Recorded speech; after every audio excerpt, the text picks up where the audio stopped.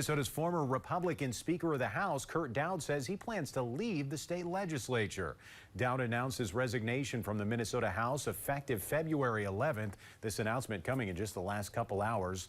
A prominent figure in Minnesota politics, Daudt led Republican majorities from 2015 to 2019. He's not shared what he plans to do next, but says it was a great honor serving the people of Minnesota for the past 13 years.